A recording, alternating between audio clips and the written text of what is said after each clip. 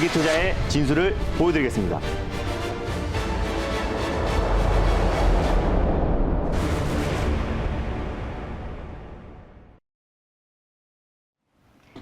안녕하세요. 달릴까 말까의 박지원입니다. 그리고 제 옆에는 단기 투자의 진수 김준호 매니저 소개하겠습니다. 네, 반갑습니다. 엠비엔골드 김준호 매니저입니다. 네, 오늘도 기분 좋게 두 종목 리뷰하면서 시작을 해보도록 하겠습니다. 어제 기본주택 섹터로 이건홀딩스 소개해 주셨습니다. 주택 공급의 수혜주로도 묶여 있는데 차트 보면서 어떻게 대응해야 할지 만나보겠습니다. 네, 맞습니다. 좀 최근에 이제 이재명 경기도지사의 어떤 지지율 자체가 오차범위 밖으로 벗어나면서요. 윤 전 총장이 거의 10%포인트 격차를 좀 벌리고 있습니다. 근데 일단 이건홀딩스 같은 경우는 사실상 이재명 경기도지사의 정치 인물주로도 부각이 되는 종목이기도 하고요. 그리고 정책, 기본주택 관련해서 대표 수혜주로도 부각된다라고 말씀드렸습니다. 그 외에도 탄소 중립 관련된 또 이제 신재생 에너지 관련 수혜 종목으로도 부각되면서 세 가지의 모멘텀이 있는 종목이다라고 소개를 해드렸어요. 그리고 전일 소개해드리자마자 거의 지금 장중에 거의 29% 상한가 언저리까지 상승 흐름이 나와주면서 전일 기본주택 관련 수혜주 종목 중에서 일성건설 다음으로 시장에서 가장 강력하게 상승 흐름이 나와줬습니다. 코스닥 상승률 순위 3위까지 올라가면서 강한 상승 흐름이 나와줬습니다. 그래서 제가 제시해드렸던 1차 목표가였던 6,350원 라인대도 강하게 돌파를 했고요. 제가 2차 목표가를 6,900원 라인대를 제시해드렸는데 6,880원까지 가면서 2차 목표가 언저리까지 급등 흐름이 나와줬습니다. 그래서 최소한 10% 이상의 수익이 찍혔을 거라 판단되고 있고요. 지금 현재 가격도 제가 1차 목표가로 제시해드렸던 6,350원 언저리에 위치해 있기 때문에 지금 수익을 챙기셔도 한 10% 부근이 될 것이다라고 판단되고 있습니다. 만약에 이건홀딩스 같은 경우는 또 일성건설에 비해서 아직까지 좀 상승 탄력이 제한적인 종목이다라고 소개해드렸었고요. 그래서 좀 홀딩 관점으로 보실 분들은 다시 한번 익절 라인대와 목표가를 설정해 드리도록 하겠습니다. 익절가는요, 현재 6,330원 라인대에 위치해 있는데 6,150원 라인대를 익절 라인대로 잡고 대응하셨으면 좋겠고 1차 목표가는 그대로 6,350원 안착 여부를 확인하신 다음에 6,900원 라인대 2차 목표가까지 수익률 극대화 전략을 취하셨으면 좋겠습니다. 수익 축하드립니다. 네, 수익 축하드립니다. 그리고 익절가는 6,150원으로 설정을 해주셨습니다. 그리고 두 번째 리뷰 종목으로 넘어가 볼 텐데요. 우리 시장은 아쉽게도 하락 출발하고 있지만 그래도 빨간불을 켜면서 광명전기가 올라가고 있습니다. 차트 보면서 대응 전략 짚어보겠습니다. 네, 이거를 제 9월 초 정도에 이제 광명전기를 좀 소개를 해드렸습니다. 그 당시에 전기차 충전소 관련 종목들이 워낙에 좀 강한 상승 흐름이 나와줘서요. 사실상 전기차 충전소 관련해서 수배 전반이 가장 대표가 될 수 있을 것이라고 말씀드렸습니다. 전일 좀 강력하게 상승 흐름이 나와주면서 1차 목표가로 제시해드렸던 3,400원 라인대를 강력하게 돌파하고 3,600원 언저리까지 급등 흐름이 나와줬습니다. 그래서 광명전기 같은 경우는 실질적인 원전 관련된 최대 수혜 종목이다라고 판단되고 오늘도 원전 관련 종목들이 좀 강하게 상승 흐름이 나와주면서 오늘도 안정적인 반등 흐름이 나와주고 있다라고 보시면 될 것 같아요. 그래서 광명전기는 특히 한수원에 또 전동기 제어판을 공급하고 있는 기업이기도 하고요. 수배 전반 관련해서 가장 대표가 되는 수혜 종목이다라고 말씀드렸습니다. 그래서 만약에 지금 홀딩 중이신 분들은 그대로 1차 목표가 3,400원 돌파 시에 3,700원 라인대 잡아드리겠고 익절 라인대로요 3,150원 라인대 잡아드리도록 하겠습니다. 수익 축하드립니다. 네, 수익 축하드리겠습니다. 익절가 3,150원 참고해 보시면 좋겠습니다. 그렇다면 이 상승 탄력 받으면서 오늘도 힘차게 한번 달려보도록 하겠습니다. 우리 장에서 오늘 어떤 섹터에 주목하면 좋을지 오늘 할 섹터도 함께 공개해 주시죠. 네, 전일에 이제 기본주택 관련 정책 수혜주에 이어서요 후속 섹터를 준비했습니다. 바로 국가균형발전 섹터를 첫 번째 섹터로 준비했습니다. 국가균형발전 섹터 가져오셨는데 그럼 이 시점에서 달려야 할까요? 말아야 할까요? 달릴까 말까? 매니저님의 선택은? 네, 지금은 달려야 됩니다.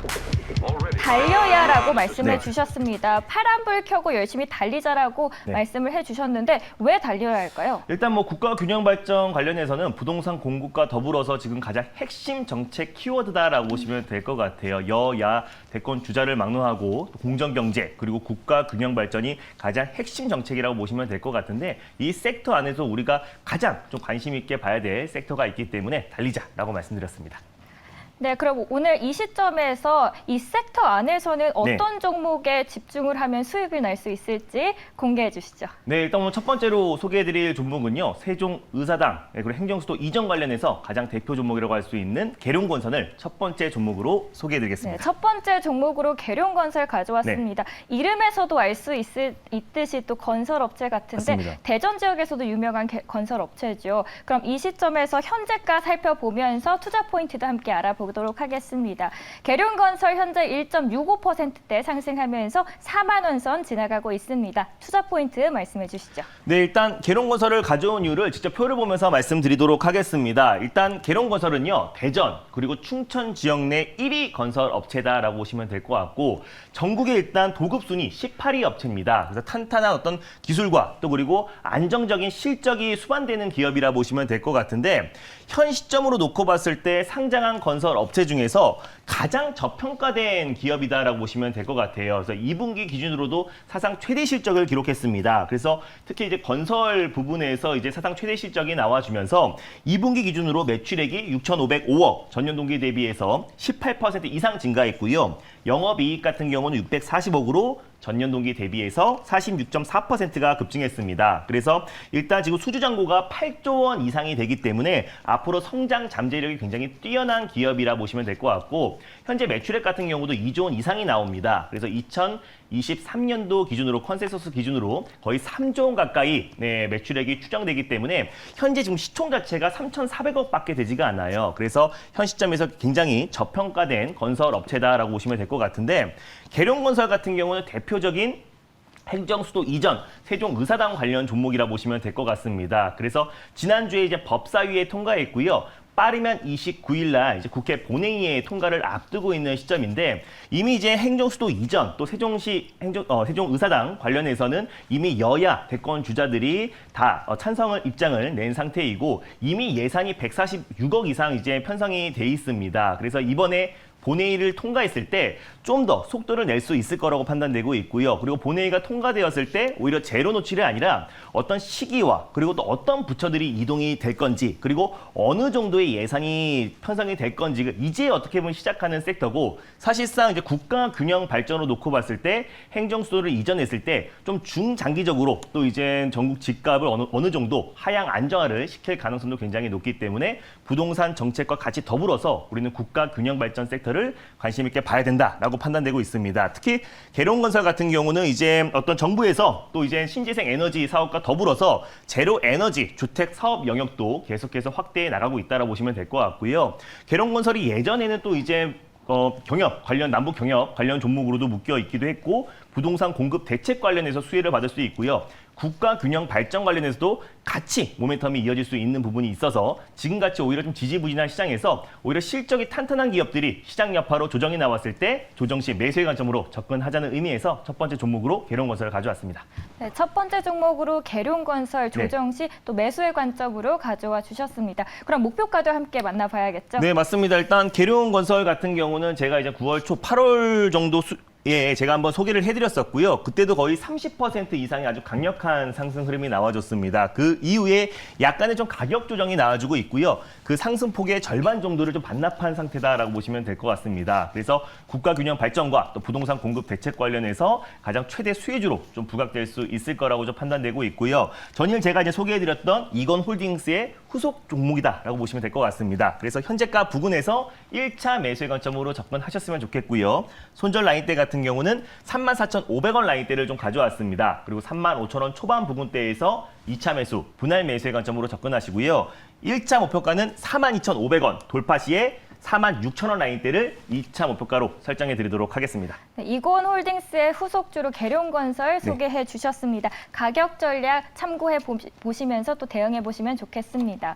네, 첫 번째 섹터로는 국가 균형 발전을 소개해 주셨죠. 네. 두 번째 관심 섹터도 빨리 궁금한데요. 두 번째 섹터는 어떤 종목일까요? 네, 오늘 두 번째로 소개해 드릴 섹터는요. 달릴까 말까 코너를 통해서 끊임없이 강조하고 있는 섹터고요. 또 그리고 오늘같이 시장이 좀 약세가 나와줌에도 불구하고 유일하게 시장의 어떤 상승과 또 하락을 좀 방어해주고 있는 섹터다라고 보시면 될 것 같습니다. 바로 친환경 자동차 섹터를 두 번째 섹터로 준비했습니다. 네, 친환경 자동차 섹터 가져와 주셨는데요. 그럼 이 시점에서 달려야 할까요? 말아야 할까요?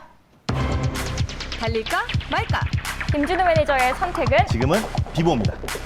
비보호라고 말씀해 네. 주셨습니다. 이 선별적으로 대응을 해야 맞습니다. 하는지 어떻게 대응을 해야 할지 설명해 주시죠. 네, 일단 뭐 2차전지 소재 관련 종목들이 상승이 나온다고 하더라도 굉장히 선별적으로 상승 흐름이 나와주고 있습니다. 뭐 대주전자 재료, 뭐 응급제 관련해서 뭐 양극재, 또 그리고 전고체 전해지 관련해서 일부 종목들만 상승 흐름이 나와주고 있고요. 또 수소 관련해서도 일부 강력하게 시장 여파에 가장 이제 대표가 될 수 있는 종목들만 상승이 나와주고 있습니다. 근데 어떻게 보면은 최근에 시장의 어떤 하락을 좀 방어해주고 있는 섹터가 친환경 자동차 섹터다라고 보시면 될 것 같고, 최근에 폐배터리 관련해서 또 그리고 전기차 충전소 인프라 구축 관련해서 수소 충전소 인프라 구축 관련해서 2차전지 소재 관련 종목들이 연일 시장의 어떤 하락을 좀 방어해주고 있다라고 보시면 될 것 같고, 여전히 우리가 친환경 자동차 섹터는 끊임없이 관심 있게 봐야 되는데 너무 선별적으로 상승 흐름이 나와줘서요. 그 안에서 우리가 종목 장세가 심화되고 있는 만큼 우리가 선별적으로 대응하자는 의미에서 비보호로 말씀드렸습니다. 종목 장세가 심화되고 있는 만큼 네. 또 비보호라고 말씀을 해 주셨습니다.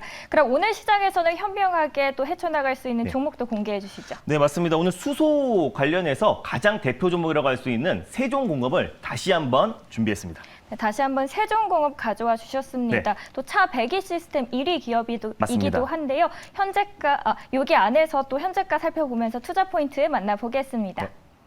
세종공업 현재가 만나보겠습니다. 현재 4.17% 상승하면서 12,500원 선 거래되고 있습니다.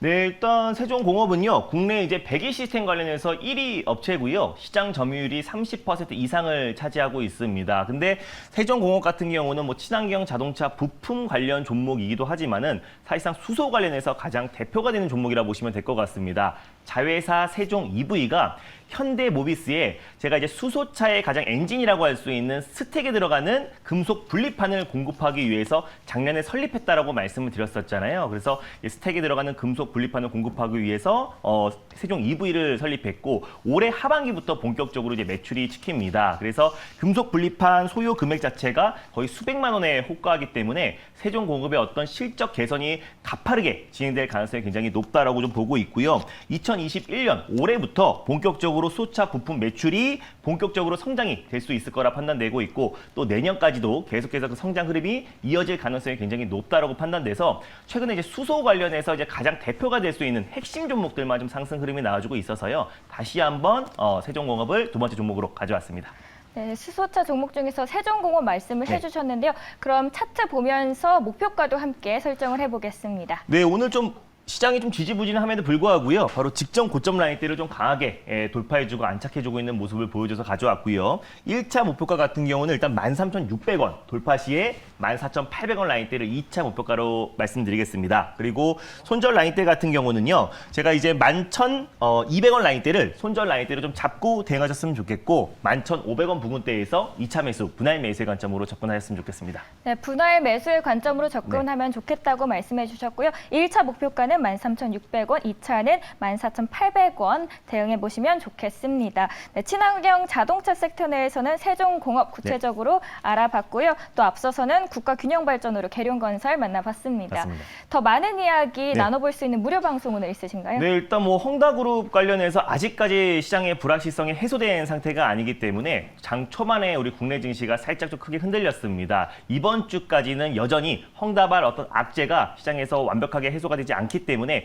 여전히 약세 흐름이 좀 이어질 가능성이 굉장히 높게 보고 있습니다. 이럴 때일수록 우리가 종목에 집중을 해야 된다고 다시 한번 강조를 해드리겠고요. 장 끝나고 나서 4시 30분에 엠뱅고드 사이트를 통해서 이번 주와 10월 시장의 전략에 대해서 자세하게 소개해드릴 예정이니까 장 끝나고 4시 30분에 많은 참여 부탁드리겠습니다. 10월 시장에 대해서 자세한 이야기 들어보시고 싶으신 분은 오늘 무료 방송 4시 30분 기억해 주시면 좋겠습니다. 그럼 저희는 내일 또 이 시간에 찾아뵙겠습니다. 오늘 말씀 감사합니다. 네, 감사합니다.